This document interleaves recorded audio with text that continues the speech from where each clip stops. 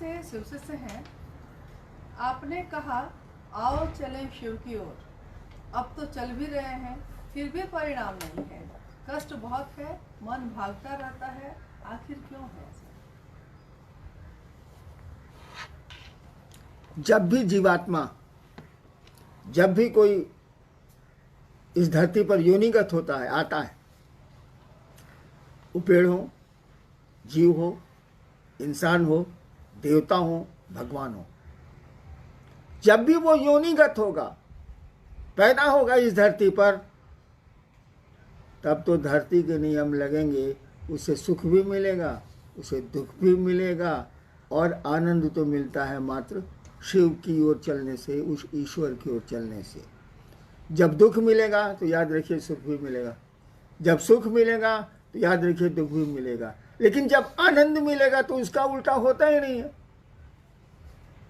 इसीलिए ईश्वर को कहा जाता है सच्चिदानंद, शिव को कहा जाता है वो ईश्वर है, महेश्वर है, आनंद वही है, उन्हीं के रास्ते में है, उन्हीं की दया पर है। तो आओ चलें शिव की ओर, किसी ने कहा।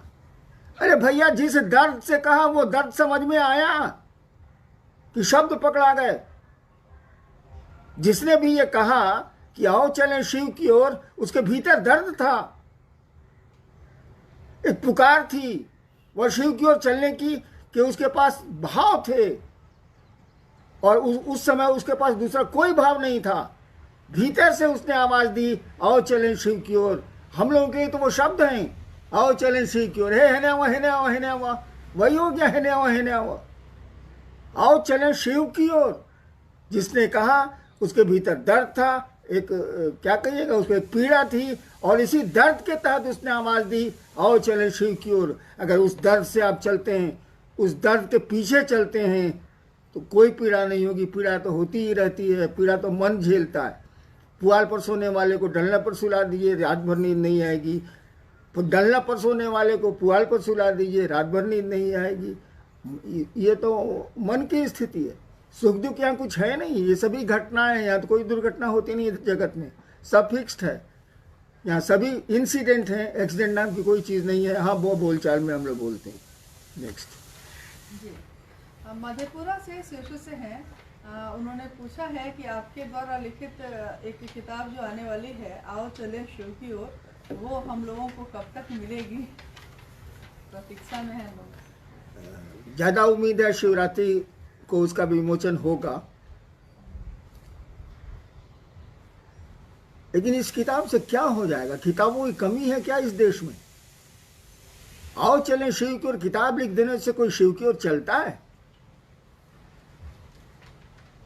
किताबों में तो बातें लिखी हैं। उन बातों को समझ के लिखने वाले से मिलिए जिसने कहा कि आओ चलें शिव की ओर।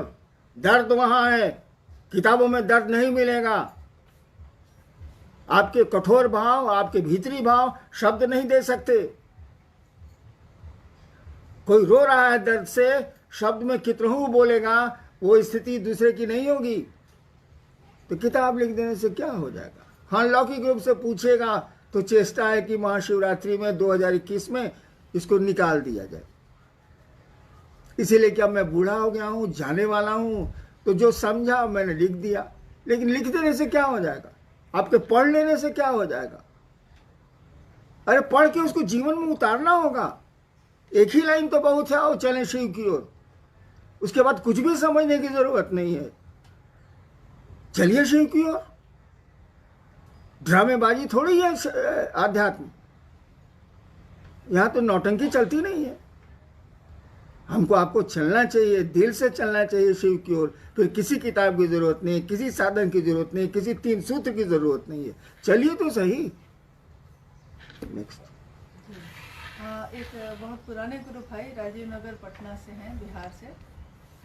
उन्होंने कुछ अपनी जो उनके मन में चल रहा है उसको भेजा है कि शिव शिष्यता की यात्रा में आपकी छांव तले प्रेम को सीखने, समझने और देखने का सौभाग्य मिला। किसी से भी घृणा का भाव समाप्त प्राय हुआ, परंतु 25 साल के उपरांत स्वयं से प्रेम नहीं होने का भाव परेशान करता है। कहीं इस यात्रा में हम डिसऑनेस्ट तो नहीं हो रहे? आप बता सकते हैं, या जीवन की दुश्वारियां ऐसे भाव को जन्म दे रही हैं। आपके और शिव के प्रति मन को ईमानदार समझता हूँ, फिर भी क्या मैं समान स्थिति में नहीं हूँ?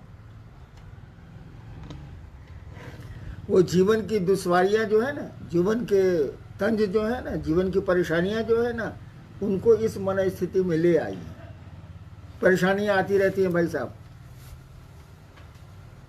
किसी घर में चलिएगा तो ऊंचा नीचा आपको मिलेगा। अच्छी सड़कें मिलेंगी तो खराब सड़कें भी जीवन में मिलती हैं।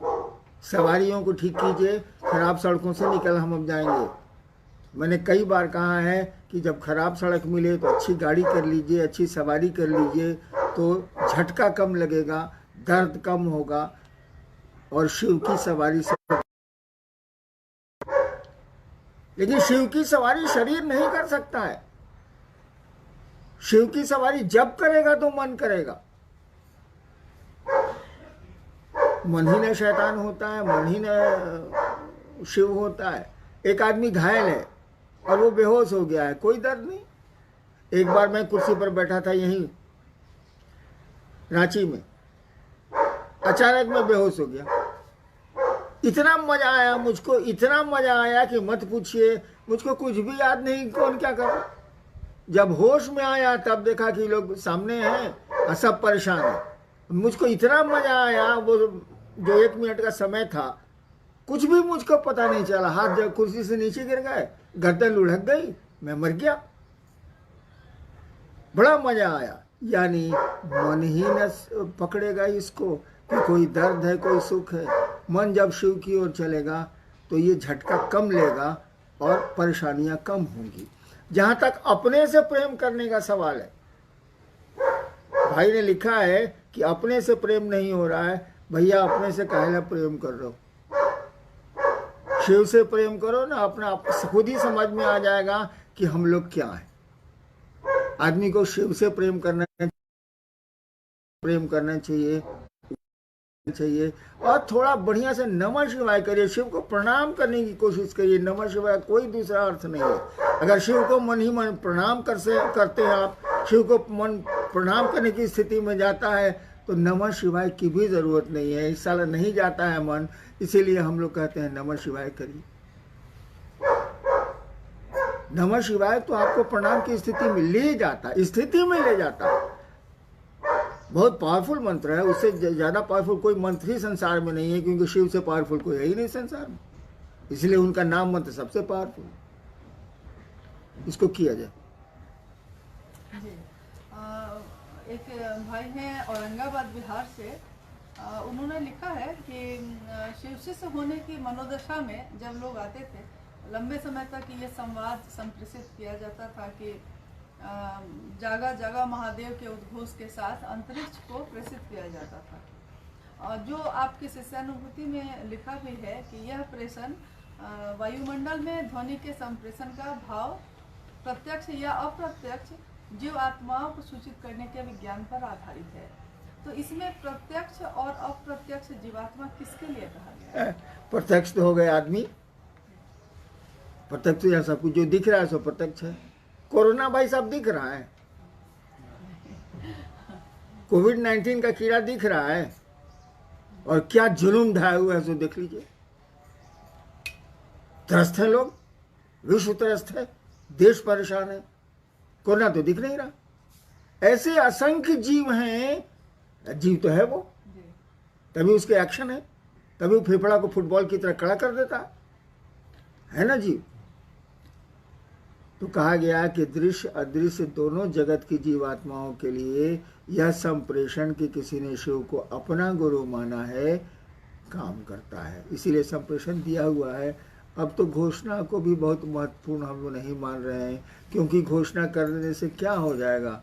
घोषणा तो हम लोग बहुत चीज़ की करते हैं। तो ये घोषणा कर देने से किसी ने शिव को गुरु माना है, वो शिवसी से नहीं होगा।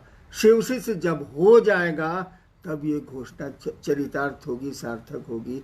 ऐसे घोषणा का कोई अर्थ नहीं। हाँ, प्रत्यक्ष अप्रत्यक्ष जो जीवात्माएं हैं उसको सूचना चाहिए जाती है। जब हम आप समझते हैं कि साला करा के भी साला शिव को गुरु नहीं मानेगा, ड्रामा कर रहा है, तो और लोग भी तो यही समझते हैं। चलिए भाई, अंतिम ही है ऐसे अच्छा भी। अच्छा बोलिए। एक गुजरात से एक है गुरु भाइयों और गुरु बहनों की तरफ से कि साहब से, चूंकि अभी कोरोना काल में लंबे समय से आपसे लोग मिल नहीं पा रहे हैं, तो ये उनका है कि साहब से कुछ महीने मिल नहीं पाए तो मन में बहुत घबराता है, लगता है कुछ खो गया है। ऐसी स्थिति क्यों हो गई है हम लोग? अभी तो टेम्पोररी नहीं मिल रहे हैं भाई साहब, अस्थायी रूप से आप नहीं मिल रहे हैं, 6 महीने हुआ 7 महीने हुआ नहीं मिल रहे। वो तो कोरोना की संक्रांति कह लीजिए है। अस्थायी भी स्थिति आने वाली है भाई साहब। और मैंने कभी नहीं कहा कि आप मुझसे जुड़ें। मैंने शिव गुरु की बात शुरू की थी 1980 में, शिव गुरु से जुड़ने की बात की है, शिव का शिष्य बनने की बात की है, आज भी वही करता हूँ। और मरने तक आप मेरी आवाज़ यही सुनेंगे कि शिव से जुड़ें। और शिव परमानेंट है, अस्थाई है। शिव नहीं है तो शक्ति नहीं है, और शक्ति नहीं है तो जगत ही नहीं, हम आप ही नहीं। हमने शिव से जुड़ने की बात कही है, अपने से जुड़ने की बात नहीं कही है। और हमसे जुड़ के क्या करेंगे आप? जैसे आप अदना सा इंसान, हम भी अदना सा इंसान, दोनों तो एक ही हैं भाई साहब। लेकिन आइए मिल के चलते हैं शिव की ओर, जब तक चल सकते हैं। और नहीं चल सकेंगे तो अपने गुरु शिव से दया की याचना करेंगे। क्यों नहीं, बनाया उसी ने है, गुरु भी वही है। और गुरु का क्या मानी है जब उसके शिष्य ही नहीं हो, धरती पर आए ही नहीं, ऐसे गुरु को रहने नहीं रहने से क्या फ़ायदा? वो बुलाता है। हम कहते ही हैं कि हम 1 कदम चलेंगे, वो 100 कदम चलता है। लेकिन शुरुआत तो हमको आपको ही करनी होगी, दवा तो हमको आपको ही खानी होगी। पॉकेट में और 3 सूत्र को लेकर ढोने में शिव से न जुड़ पाएंगे हम लोग। सबको मेरा प्रणाम। Any question? जी इसी संदर्भ में एक प्रसंग और याद आ रहा है दादा को, तो बोले जी। एक आप हमेशा एक कहानी सुनाते हैं नंबरदार वाली, जिसमें वो कहते हैं कि अपने शिव को छोड़ और मेरे शिव को देख। तो इसमें ये थोड़ा सा सवाल कौतूहल मन में पैदा करता है कि आपके शिव और मेरे शिव में क्या अंतर है? अगर कोई अंतर है तो निश्चित तौर पर आपकी शिष्यता और मेरी शिष्यता में अंतर हो जाएगा। इसको थोड़ा स्पष्ट कर दिया जाए, थोड़ी दया की जाए। देखिए, कहानी तो बहुत पुरानी है, 1935 की है, अंग्रेज थे यहाँ। एक नंबरदार पहले नगर पालिका में हुआ करता था, जो नंबर देता था बैलगाड़ी, साइकिल, इस सब पर। हमने देखा है वो लोग हाफ पैंट पहनते थे, हैट लगाते थे अंग्रेजों की तरह। मेरे फादर अफसर थे तो लोग आया करते। अब एक पद नहीं है। एक नंबरदार था अंबाला में, हरियाणा में अंबाला भी है। उसको किसी काम से शहर से बाहर जाना पड़ा, गया। सुबह का वक्त था, चला गया।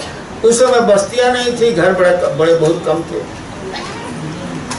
गया, काम करके लौटा शाम में, तो शहर के बाहर एक नदी थी। अब है कि नहीं मैं नहीं कर सकता। शहर के बाहर एक नदी थी और बरसाती नदी है। दिन में बारिश जोर की हुई और उस नदी में भारी पानी आ गया।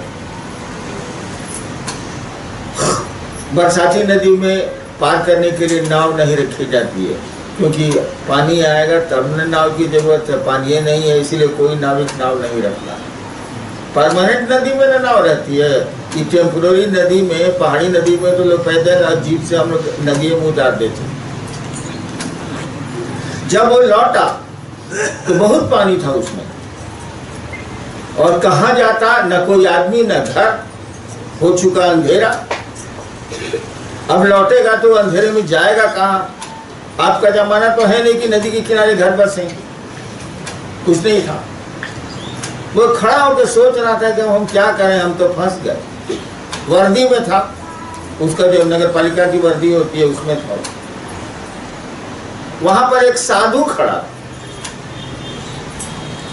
साधु ने देखा कि ये आदमी वर्दी में है, यहाँ अकेले क्यों खड़ा है? पूछा क्या बात है? कि बता दिए, नंबरदार बता दिए। साधु ने कहा कि दोनों हाथ उठाओ। उसने दोनों हाथ उठा लिए। साधु खुश, अघोरी को तो कहा कि खड़ा हो जाओ तो खड़े हो जाए, उसके ऊपर बेटा दे देगा।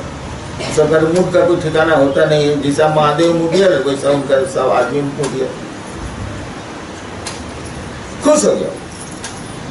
भींगा हुआ बालू वहां पर था, उस बालू को उसने उठाया और एक तराती पर तालाबे 100 शिकार शी लिख दिया और एक पर वह लिख दिया, ताकि दोनों को सटाओ। पढ़ो क्या लिखा है। नंबरदार पढ़ा लिखा है शिव, एक में शी था एक में वह था, पढ़ा शिव। कहा कि इसको देखते हुए नदी पार कर जाओ, जाओ। नंबरदार तो परेशानी में था ही, पानी पर पांव रखा, पानी पत्थर हो गया। चलने लगा चलने लगा चलने लगा। आधी दूरी के बाद जब पानी कम बचा तब वो सोच रहा है। अब तक तो सोच रहा था कि डूब जाएगा, अब सोच रहा है कि अब तो निकल गया कौन सी। तब सोच रहा है यही ना शिव है। माँ भी पूजा करती है, बाबूजी भी करते हैं, गांव का लोग बोरे बोरे जल भी चढ़ाता है, ये तो कौम सबका है। जैसे सोचा वो डूबने लगा। जब इतना पर पानी आया, वहां डूबा पानी था, इतना पर जब पानी आया तो चिल्लाया वो, हाथ उठा के। सदुया किनारे खड़ा था, गाली देके बोला, साले अपने शिव को छोड़, मेरे शिव को देख। शिव दो नहीं है, लेकिन देखिए उसने क्या कहा। वो कहानी अभी भी मेरे पास किताब में है। साधु ने कहा, अरे मेरे साले मेरे अपने शिव को छोड़, मेरे शिव को देख। वो तो मर रहा था बेचारा, डूब रहा था। धन से हथवा समेटी कोशिश किया, बाहर आ गया। फिर पानी पत्थर हुआ, निकल गया। मुनु बाबू यही पूछ रहे हैं कि उस साधु के शिव में और नंबरदार के शिव में क्या अंतर।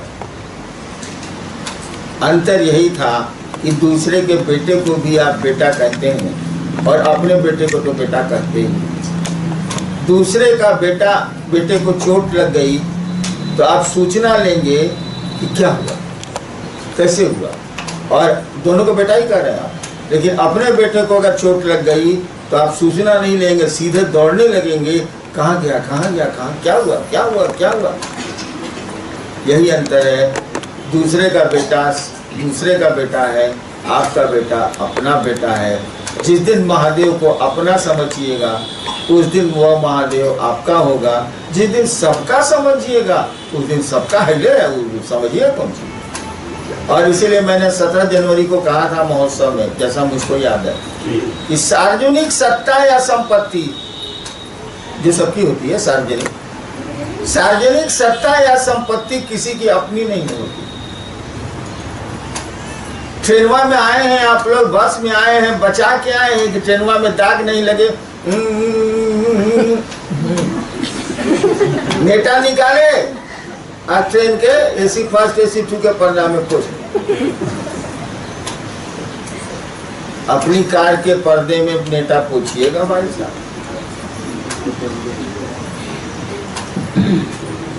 इसीलिए उस अघोरी का महादेव उसकी बात सुनता है, नंबरदार का महादेव उसकी बात नहीं सुनता है, क्योंकि वो तो नंबरदार के लिए सार्वजनिक है, सबका है। नंबरदार के लिए उसका है, वो जानता है महादेव मेरा है। वो ये नहीं जानता है आपका है कि नहीं है, लेकिन वो जानता है मेरा। उसके लिए उसके पास दर्द है, उसके पास उसके लिए संवेदना है, सेंसिटिवनेस है। यही है।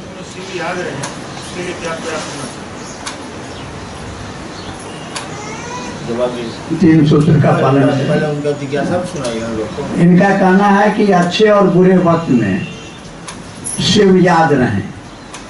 तो बुरे वक्त में तो वो तुरंत याद आ जाते हैं, अच्छे वक्त में भूल जाते हैं।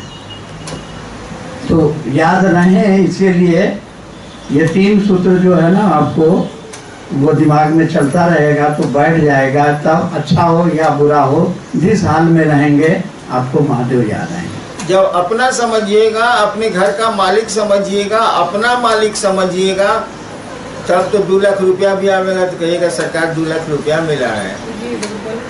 और कष्ट तो कहवे कीजिएगा, उसके लिए सिखाने की जरूरत है। ये स्थिति कैसी है बाबा जी? अच्छे और बुरे वक्त में भी दोनों स्थितियों में महादेव याद आ रहे हैं। इसका क्या आखिर है, क्या मेरे साथ क्या हो रहा है? क्या इसका मैंने इसको क्या कहा जाएगा? जी जी, मतलब क्या स्थिति है हमारी? पहले उपनिषद की एक लाइन सुन लो। जिसके नींद में भी शिव अवस्थित हैं वे ऋषि हैं। जिनके नींद में भी शिव अवस्थित हैं वे ऋषि हैं। मेरा ड्राइवर बैकुंठ सिंह को बहुत लोग कलकत्ता वाले सभी पहचानता हो। परसों हमसे बोला कि सर हम सपना में शिव चर्चा कर रहे थे।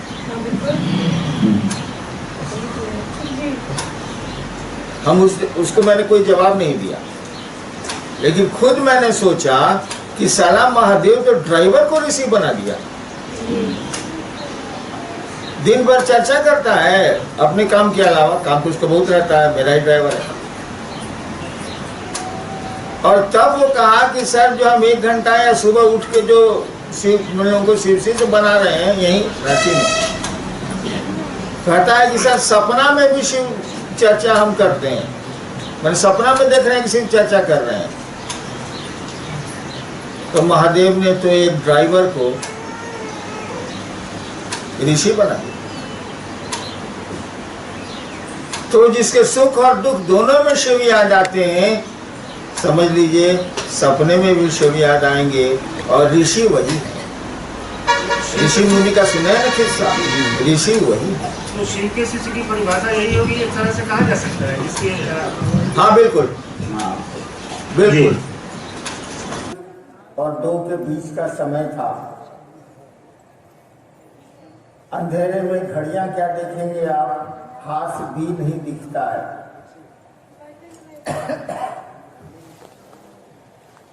अंदाज करता हूं मध्य रात्रि भी बीत चुकी थी और मेरे मन में ख्याल आया कि गुरु भगवान होता है तो भगवान गुरु क्यों नहीं?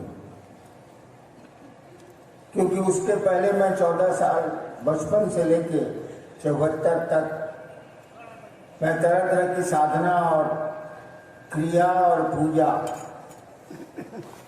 में लगा रहा। शौक था मेरा, कोई जरूरत नहीं थी। पिता क्लास 1 अफसर थे, भोजन की दिक्कत नहीं थी, गाड़ी की दिक्कत नहीं थी, सम्मान की भी पिता के चलते दिक्कत नहीं थी, लेकिन एक शौक था। और उसी शौक के चलते मैं इस दिशा में पढ़ा था।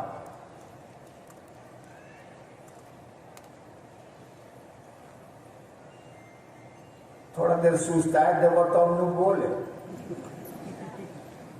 ना तेजा तो साफ होगा।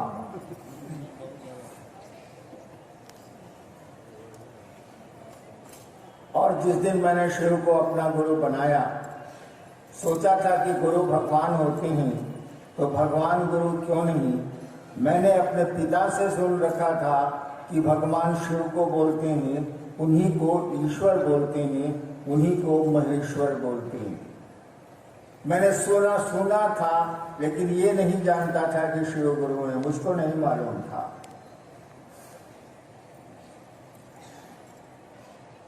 और मैंने शिव को गुरु मान लिया, भगवान समझ के, गुरु समझ के नहीं। सोचा था कि गुरु भगवान होता है तो भगवान तो गुरु होगा ही होगा। जब ये वो होता है तो वो ये क्यों नहीं हो?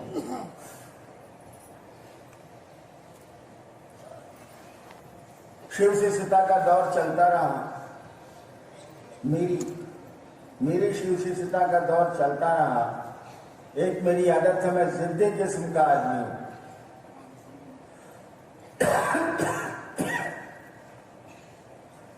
जब एक बार शिव को गुरु मान लिया तो मान लिया, अब क्या दूसरा सोचना।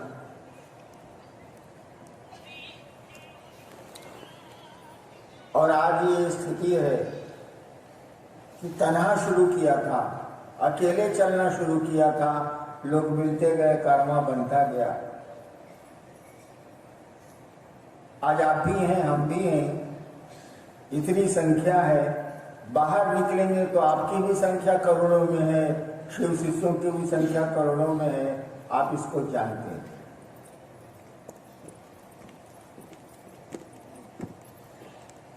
और अब तो हम लोगों ने कहना शुरू किया, आओ चलें शिव की ओर।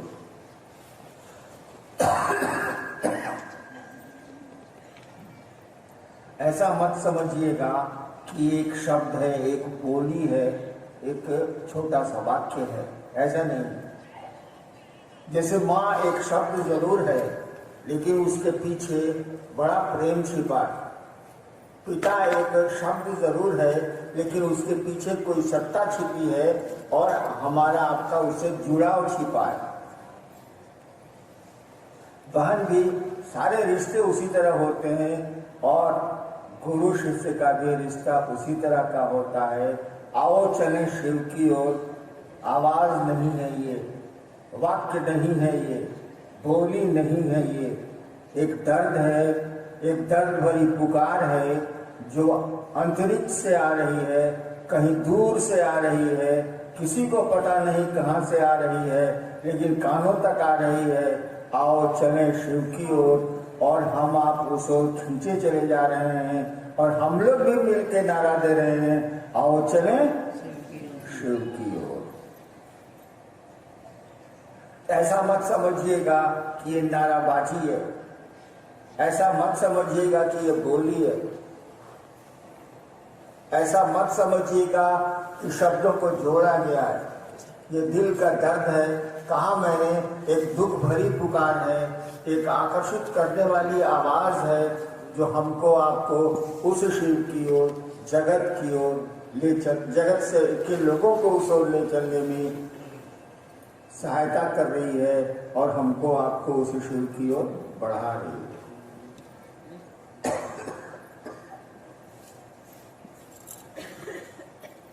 रुक रुक के बोले भाई हम दिक्कत बा। अच्छा देखा तन जिज्ञासा का आई बा।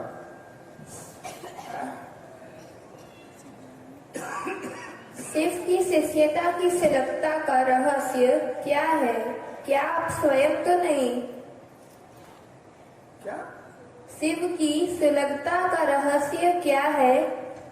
क्या आप स्वयं तो नहीं? मंडल जी को तो ना हमको क्लियर, आवाज क्लियर नहीं है, माइक क्लियर नहीं है। शिव की शिष्यता की सुलभता का रहस्य, सुलभता का रहस्य, कहीं आप तो स्वयं तो नहीं?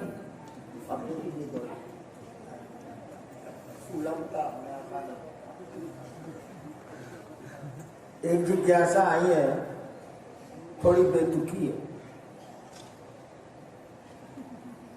शिव की शिष्यता यानी महादेव गुरु हो और कोई शिष्य हो, ये सुलभ हो गया आज के जमाने में, आसान हो गया आज के जमाने में। बेतुका उस पर एक वाक्य लगा हुआ है, इसके रहस्य नहीं, आप तो नहीं। देखो भाई, ईमानदारी की बात मैं बोलता हूं, अब तो 70 साल से ज्यादा उम्र मेरी हो रही है। इस बात को समझो,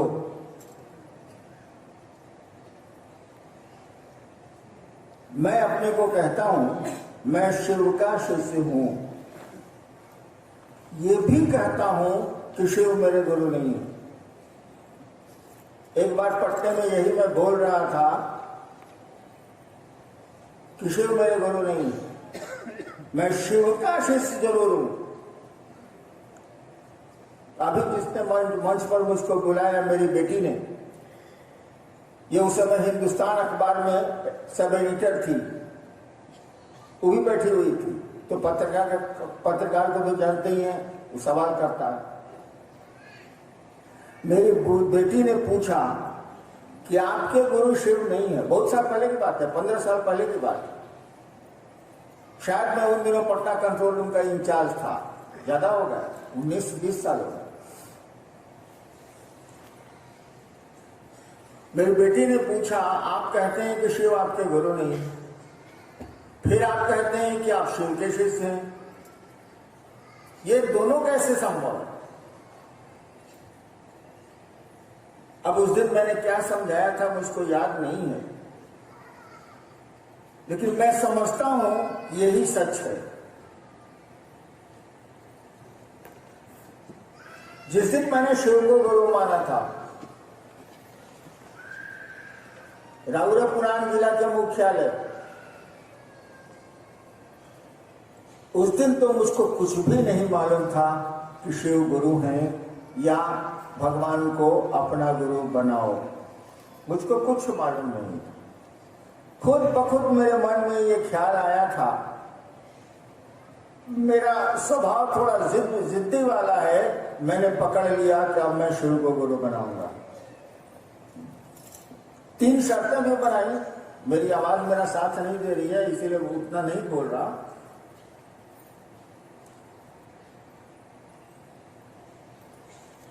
और उसके बाद जो चल रहा हूं शिव शिष्यता में जो चला आ रहा हूं, मैं खुद अपने मन से नहीं चला हूं।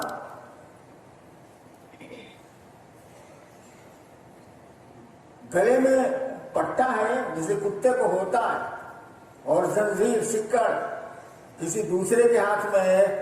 बेबस कुत्ता क्या करेगा?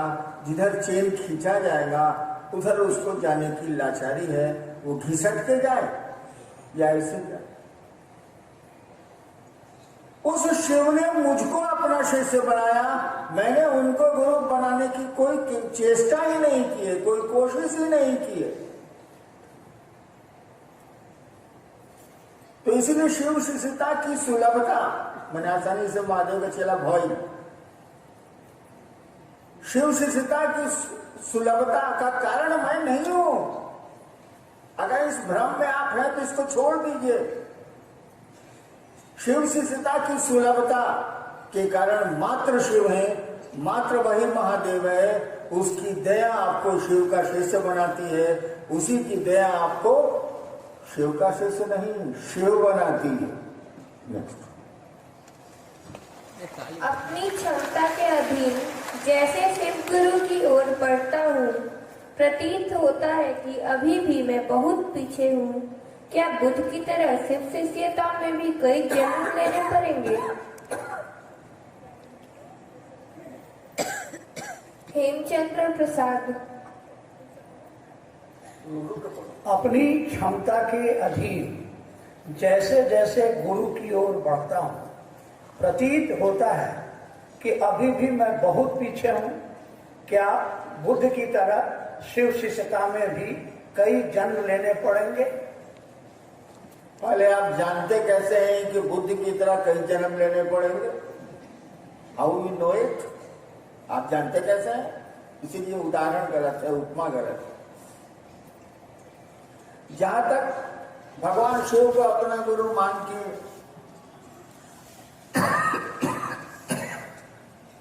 चलते रहना,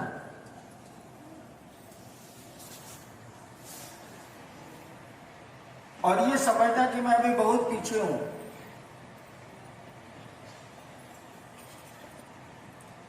ये बिल्कुल सही स्थिति है, बिल्कुल सही स्थिति है। जो अपने को कमजोर समझता है ना, वह भगवान उसी की मदद करता है। कहा जाता है हारे को हरिनाम, निर्बल के बलराम। जब तक आप समझेंगे कि मेरा कोई अस्तित्व शिव शिष्यता में नहीं है, मैं बोलता हूं कि शिव मेरे गुरु हैं या मैं शिव का शिष्य हूं, बस बोलता भर हूं, भीतर से कोई वैसी स्थिति नहीं है, तो जान लीजिए एक न एक दिन उस शिव की दया हो जाएगी। और तब भी थपड़िए बजाइबो कि सुनबो करबो हो, ऐसे हूँ कैसे कैसे आप बोला तनी हमरे बुझाता, तरह के ऊपर भेज दी नू तब बुझ गया, फटिए जाए।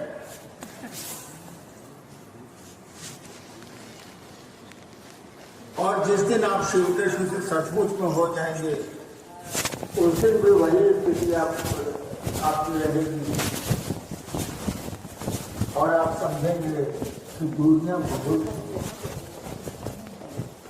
ऐसा नहीं है कि जो नजदीक पहुंच गया वो समझता है कि वो शिव के नजदीक है। वो तो समझेगा ही समझेगा कि दुनिया बहुत है, चलना है, जो गुरु कहते हैं वो करना है, और जितनी ताकत लोग अपने सामर्थ्य के भीतर आपने क्या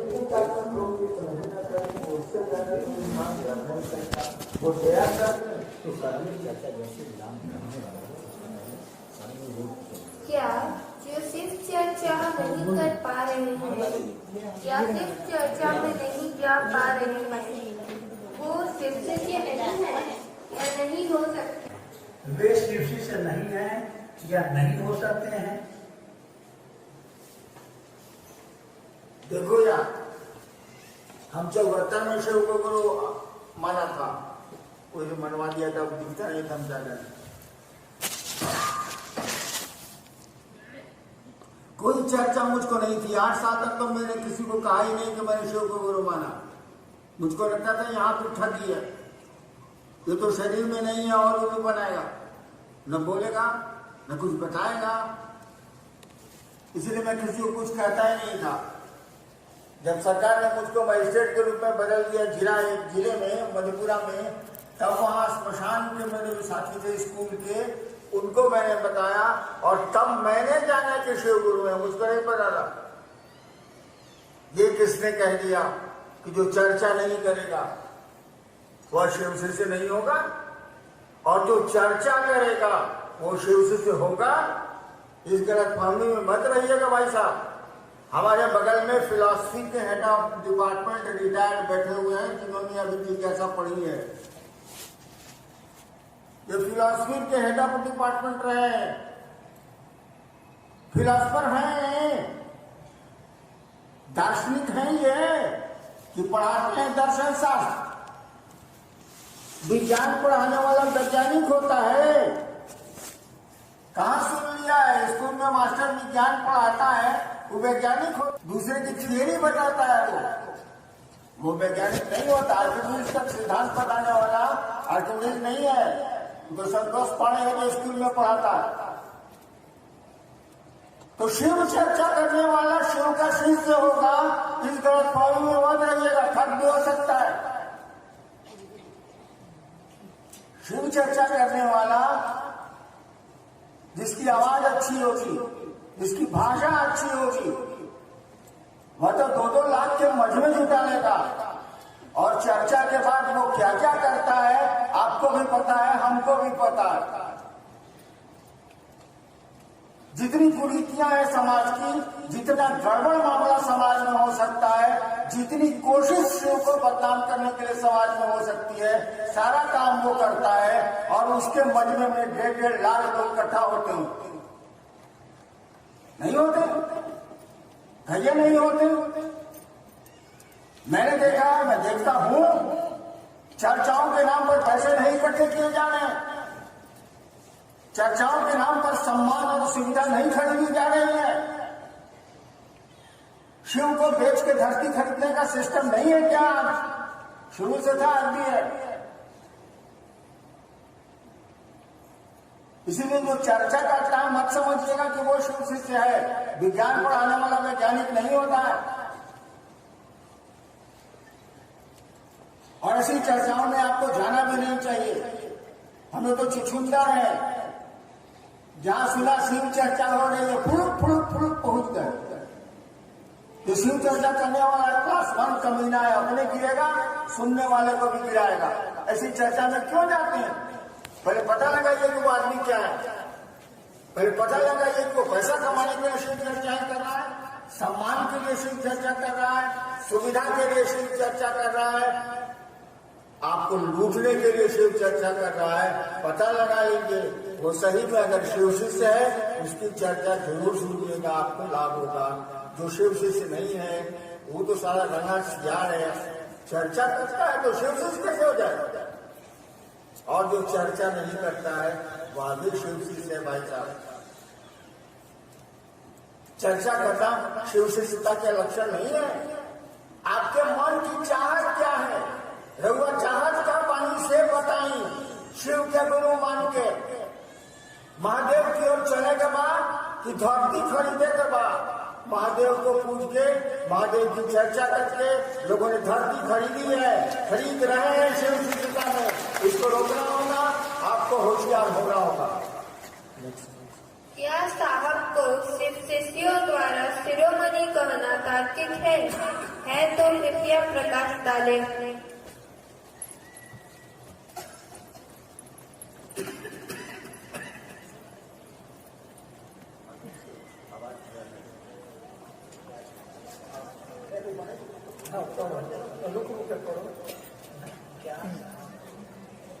क्या साहब को सिर्फ शिष्यों द्वारा शिरोमणि कहना तार्किक है तो कृपया प्रकाश डालें।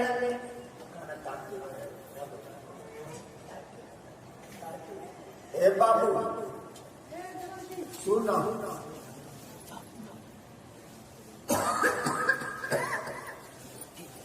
15-20 दिन पहले हम रांची में बैठा रहे, मने मन सोचत रहा कि कहाँ महादेव, कहाँ मैं सड़ी नाली का कीड़ा। मेरी औकात क्या, किसी की औकात शिव के सामने क्या है। ज्ञान की निजी रकम कहा ही जाता है। ज्ञान ऐसा है जिसकी गहराई कोई नहीं नाप सका, कोई नहीं नाप सका और न नाप पाएगा।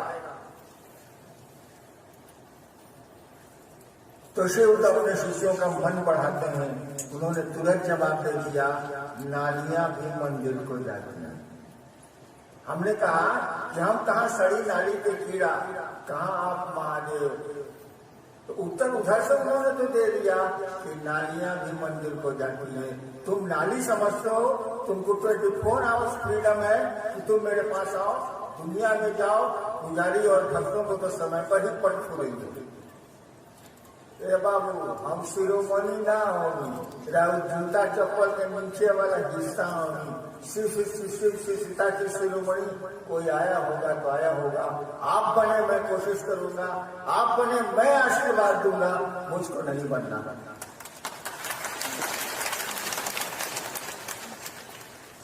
ज्योतिर्लिंग भारत में ही क्यों, अफ्रीका इंग्लैंड में क्यों नहीं?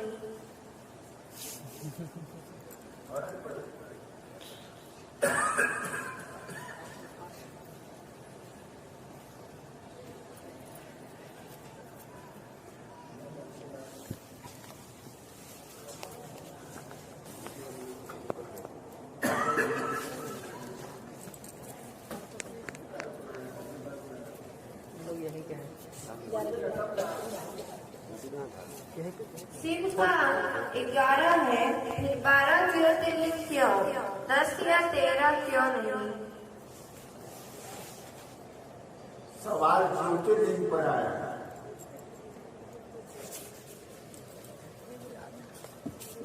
उतना लंबा तो बोले कि हमारा साहस नहीं, अगर सुनने के साहस हुआ तो बोली, हम बोलता नहीं। एक बात समझो,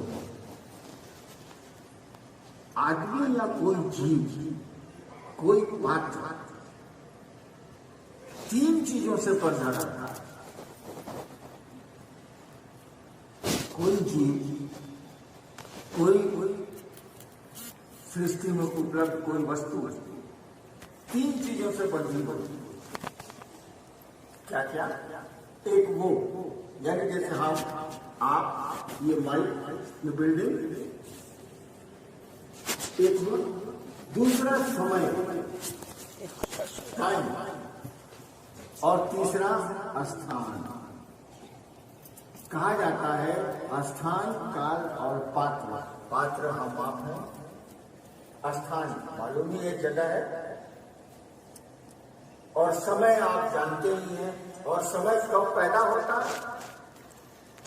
समय तभी पैदा होगा जब कोई चीज पैदा होगी। अगर कोई चीज पैदा नहीं हुई है तो समय पैदा नहीं होगा। इसीलिए शिव को महाकाल कहा जाता है। महाकाल मैंने उस समय काल नहीं था तब भी वे थे, काल है तब भी वो रहेंगे। तो ये तो समझ रहे हैं आप, स्थान, काल और पात्र, ये 3 चीजें से पूरी सृष्टि बनी हुई है। हम आप एक एक आदमी उससे बने हुए हैं, एक एक जीव जगह से, समय से बंधा हुआ है। अब आप 108 बार नमः शिवाय का जप क्यों करते हैं आप? या भारतवर्ष में बड़े पुराने काल से, समय से 108 का जप क्यों होता है, 109 का क्यों नहीं होता, 110 का क्यों नहीं होता, 108 का ही क्यों होता है? इसीलिए कि पहले के जमाने में जब ये नियम बने थे 108 के ऋषियों द्वारा, मनीषियों द्वारा या शिव द्वारा दिए गए हों,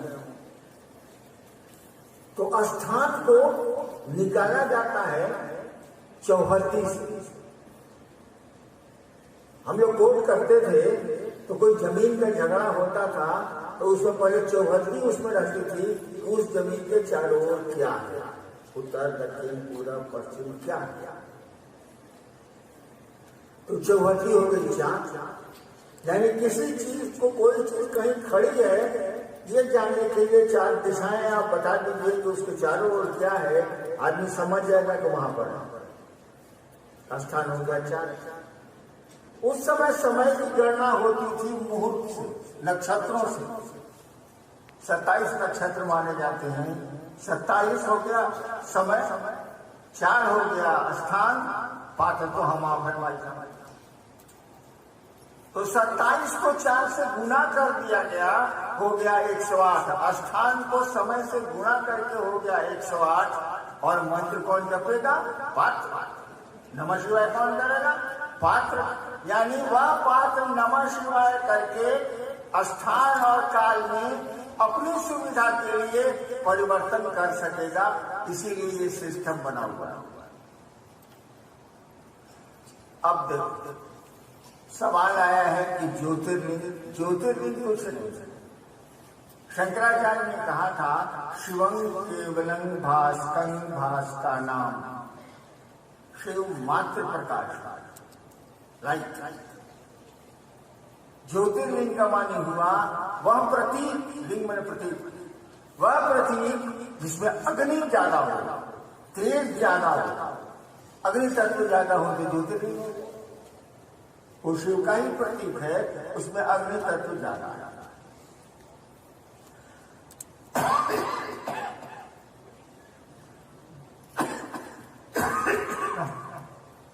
दूसरा सवाल है ये 12 क्यों? देखो, भारत के मनीषियों ने, आध्यात्मिक गुरु रहा है ये देश, भारत के मनीषियों ने उस समय के भारत को समृद्ध करना चाहा, आध्यात्मिक उन्नति इसको देनी चाहिए और इस देश का शुभ सोचा, अच्छा सोचा। जैसे हम लोग भी सोचते हैं, जितनी बुद्धि है उतनी ही सोचते हैं। तो ऋषि मुनियों ने इस पूरे भारतवर्ष को, उस समय जो भारत था, इसकी संपन्नता, समृद्धि, आध्यात्मिक उन्नति की कोशिश की। व्यक्ति के भी की, वो गुरु भी बने और बड़े क्षेत्र की भी की, इस देश की भी की। तो हुआ क्या? कहा कि ये 108 को स्थान और ये समय हो गया, चारों को चौहद्दी, आज 27 को 9 समय हो गया और जगह भी पूरा भारतवर्ष हो गया। इस काम को किसके लिए किया जाना? पात्र के लिए नहीं किया जाता। अब एक पात्र नमः शिवाय नहीं करेगा। अब कहा कि ये जो 108 हुआ स्थान और समय, उसको शक्ति अंग से भागा देगा। शक्ति अंग क्या हुआ? एक शिव हुए, 5 तत्व हुआ, 3 गुण हुआ, इसी में सृष्टि है। इसके बाद सृष्टि है नहीं। 5 तत्व और 3 गुणों से हम भी बने, जगत भी बना है, सारी चीजें बनी है, उसी का अनुपातिक मिश्रण। तो कहा पूरे भारत देश की संपन्नता और समृद्धि के लिए शक्ति अंक है, सृष्टि का जो अंक है 9, नवमी, 9 दुर्गा, शक्ति अंक है वो। इससे भागा देगा। तो 108 उधर हो गया, 27 में 4 स्थान और काल, 9 से इसको भागा देगा। 108 में 9 से भागा देगा। हिम्मत दिया 108 में 9 से भागा के बनाया 12 कहा कि इस ज्योतिर्लिंग को हिंदुस्तान के 12 जगहों पर स्थापित किया जाए ताकि चारों कोने से उस शिव की कृपा, उसकी दया पूरे देश पर बरसती रहे और हमारा भारत देश सही में विश्व गुरु हो, सही में समृद्ध हो, सही में संपन्नता आए, लोग रोग से हटे, खुशहाल हो। और इसी के लिए 12 है 13 दिन।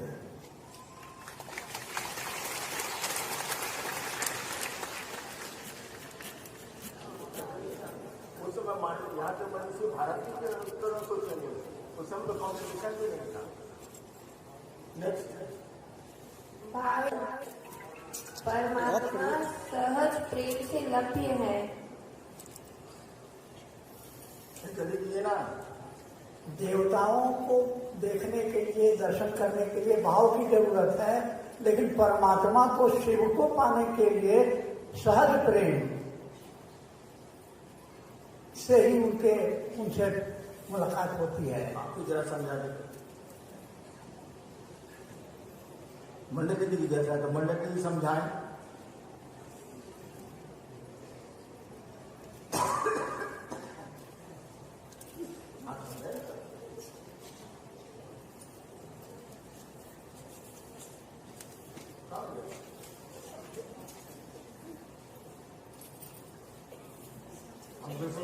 कलवे नहीं काम करा तो मैं जानो एगो तो ऐसे मंदिर के दिया टीम थी माता, अब सब मिलकर फू करता रहे। चलो हमें जवाब देते हैं यार, सब गधे बैठे हैं तो मैं क्या करूं। एक बात समझो,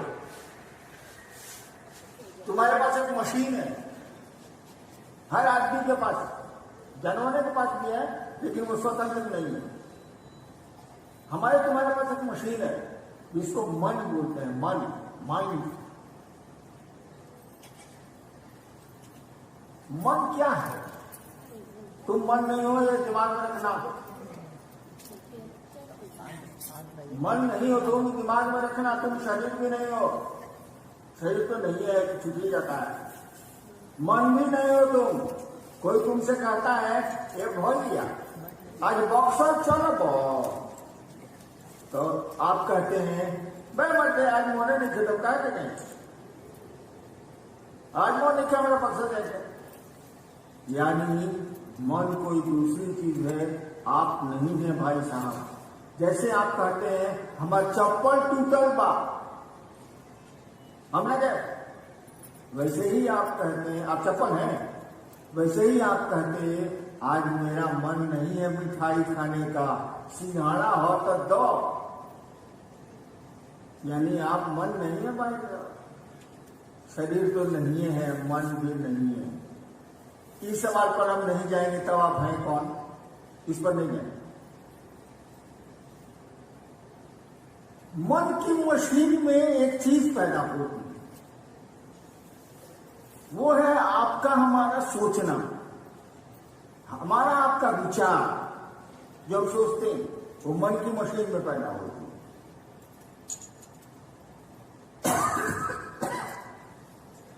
अगर एक कोई विचार तुम्हारे मन में खड़ा हो जाए, जैसे अभी कोई सोच ले कि हम अब चलनी बापू सभागार से, जरा सुने का बा सुनो, जरा बके का बा वो बक। अगर सोच लेगा तो मजबूती से बांधने लगेगा। बहुत लोग सोच रहे होंगे कि ससुरा सब झूठो पकड़ पकड़ कर दर्शन रहे, चल जाओ। तब तक बगल वाला कहता है मैं बंद बैठा ना, चल जा। यानी आपने सोचा और बगल वाले ने उस सोच को तोड़ दिया। अगर यही सोच, यही विचार, यही थॉट आपके मन में ठहर गया और नहीं हटा तो एक्शन हो जाएगा। अगर आपके मन में ठहर गया कि ये मेरी बहन है, ठहर गया, तो अब बहन और भाई का भाव पैदा हो जाएगा। चीज वही है, विचार ठहर गया। और ये भाव अगर और ठहर गया तो जो चीज पैदा होती है उसको कहते हैं प्यार। सब तीनों एक ही मशीन से निकल रहा है। देखो तीनों चीज एक ही मशीन से निकल रही है। बोरिंग है, पानी निकल रहा है, ये बर्फ बनेगा, ये भाप बनेगा, है पानी है सारा। तो कहा गया कि सोचने भर से परमात्मा देवता नहीं मिलेंगे, भाव से मिलेंगे। अभी श्लोक आपने सुना, मंडल जी ने पढ़ा, भावीन लभते देवता, भाव से देवता मिलते हैं। भावीन देव दर्शनम, भाव से देवताओं का दर्शन होता है। तस्मात् भावानुलंबनम, यानी इसीलिए भाव का अवलंबन करो, सहारा लो। तो जैसे जैसे आपके विचार भाव में बदलेंगे, वैसे वैसे आपकी श्रेणी देवताओं की होने लगेगी, शुद्ध वाली। और जैसे जैसे भाव प्रेम में बदलेगा, अब तो स्थिति प्रेम की एक आदत है कि दो में पैदा जरूर होता है, दो में रहता नहीं। जैसे कोई आदमी दुनिया को प्यार करता है, दुनिया उसको अच्छी लगती है, तो अच्छा लगना, प्यार करना, ये बहुत खतरनाक चीजें हैं। अब आपको दुनिया से ये जोड़ेगा। जिस तरह से दुनिया आज है कल लगी रहेगी, हम आपकी आज है कल लगी रहेंगे। प्रेम होता है, ये दो में पैदा नहीं होता, दो में रहता नहीं। आप अगर शिव को प्रेम करते हैं, शिव आपको अच्छे लगने लगे हैं, तो अब आपका वह शिव, वह यह प्रेम आपको शिव से जोड़ेगा। एक दिन आप जीव से शिव हो जाएंगे। प्रेम कैसे विज्ञान है। कहा गया कि वह शिव को सहज प्रेम से उपलब्ध है। सहज प्रेम मने सौ मने साथ, जो मने जन्म। आपके साथ प्रेम जो पैदा हुआ है, आपने अपनी माँ को प्यार किया है, आपने अपने घर, अपने लोगों को प्यार किया है, किसी ने आपको सिखलाया नहीं, वो सहज है, वो साथ आपके आया है। वह शिव उसी प्रेम से मिल जाता है। हम लोग तो जगत का प्रेम घुसा के उस सहज प्रेम को पर मुलम्मा चढ़ा देते हैं, इस पर गार्ड चढ़ा देते हैं, पर्ते चढ़ा देते हैं। नेक्स्ट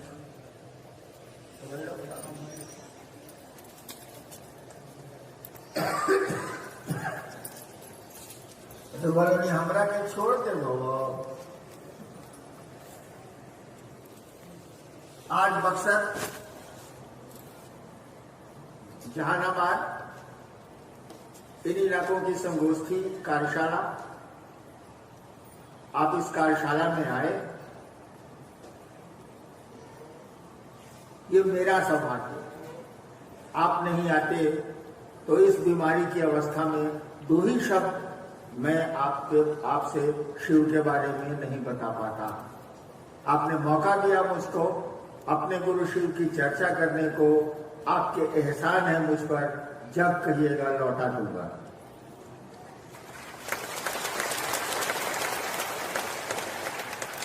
आप यहां से जाएंगे, अब ठीक से जाएंगे। एक महादेव के चेला का चेला हुआ है।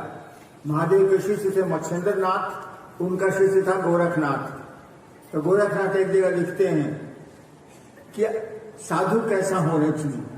गोरखनाथ एक जगह लिखते हैं साधु कैसा होना चाहिए।